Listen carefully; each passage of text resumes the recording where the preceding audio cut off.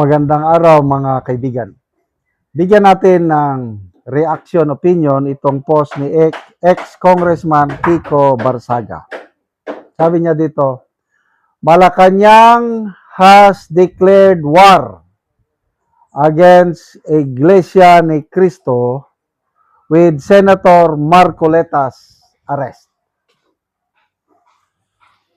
Ako, never in my mind na mangyari ito. Isang matinong senador, minamahal ng marami, ay ipapakulong. At ang utos o ang may pakana, walang iba kundi ang Malacanang. Agree ako dito kay ex-Congressman Barsaga sa kanyang opinion, pahayag, na Malacanang has declared war on Iglesia ni Cristo. Okay. So, sa mga nag-react, 35,000 ang nag-react, 20,000 ang nag-like or nag-agree, 11,000 ang umiiyak, 1,000 ang galit, 879 lang ang tumatawa. Nasa 2% lang ang hindi sumasang-ayon sa pahayag ni ex-Congressman Barsaga. So, tingnan natin ano ang magiging counteraction ng Iglesia ni Cristo ngayon. KJ Padruela, mabilis naman pala kasuhan sa hindi ngalang kakampi ng mga maleta gang. Yes, I agree. Marvic, walang utang na loob. Yes, bakit walang utang na loob? Si PBBM was endorsed by Iglesia ni Cristo. Mulat sa poll, mula pa sa kanyang amahan, Marcos Sr., ang ini-endorse ng Iglesia ni Cristo is Marcos. So ngayon, lumalabas, wala silang utang na loob sa Iglesia ni Cristo. No pa? Asil Dila, abuso na, sobra na. Grace Bergado, basta ngagba, wala sa tamang pag-iisip yan.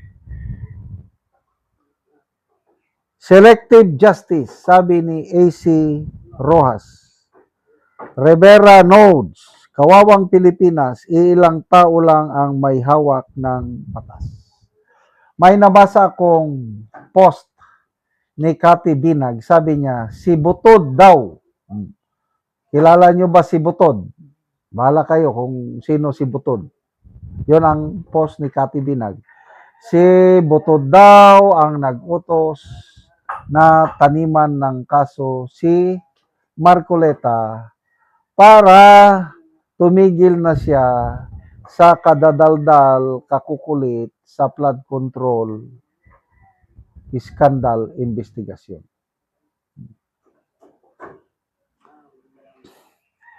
Mariam Huaton, Bongbong Marcos, ikaw ang big fish, ikaw ang mastermind. Huwag mong gawing tanga at bubo ang mga Pilipino. Alam naming lahat na ikaw ang puno ng lahat ng pagnanakaw, pang-abuso, panggigibit, traidor ka. Nationalist Joyce, selective justice. Susan Lorete, di pa kasi tinuloy, susuport naman, hindi lang INC. Meaning nito yung rally, hindi pa tinuloy. Huwag kayo mabibigla, bukas makalawa, dambuhalang rally na ang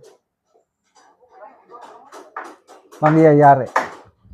Kasi kung ginawa ng Iglesia ni Cristo ang dambuhalang rally nung, I think, January of 2025, correct me if I'm wrong, yung halos 2 million ang nagpakita sa Quirino Grandstand. Peace rally para panawagan na huwag ituloy ang impeachment. Kung nagawa nila yan para suportahan ang no impeachment campaign, para kay BP Sara. How much more ito ngayon?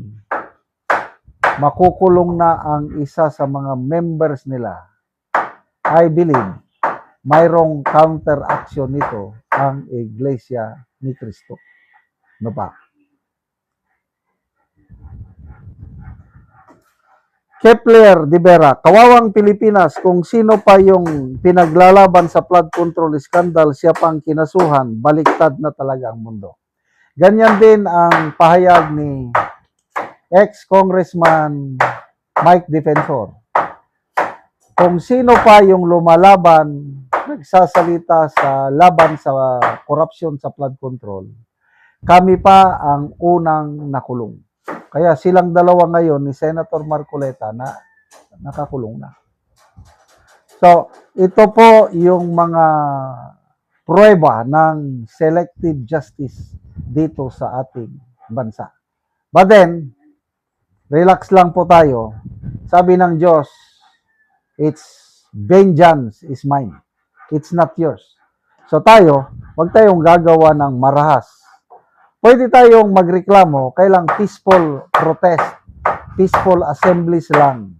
Kailang walang violence. Pabayaan natin ang Panginoon na siya ang maghihiganti para sa atin. Kasi tayo ang biktima sa injustice na nangyayari ngayon. Yung nakawan sa flood control, tayo ang biktima. At ang Diyos ngayon ang magbibigay sa atin ng hustisya. Kung itong administrasyong ito, kung wala tayong makuhang justice, so be it. May pag-asa pa tayong hustisya sa 2028. At ang mas importante, may hustisya tayong makukuha sa hukuman ng Diyos. Dahil lahat ng tao haharap sa hukuman ng Diyos at doon mapaparusahan sila. Salamat mga kaibigan sa inyong pagsubaybay sa channel na ito. Nakakatulong kayo ng malaki sa tribong Talandig ng Bukidnon dahil ang income natin sa channel na ito is pantulong po sa tribo. Namimigay tayo ng libreng yero at pako para makapagpatayo sila ng mas maayos na tirahan. Panoorin nyo ang video na ito. Balay sa natabangan ng Bugero. Sumuna ni Tsura sa buslot sa iyang atop. Kita gid nato nga buslot na gid ang iyang mga atop. So kining diri gani dapat isumpay lang kon buslot na gyapon.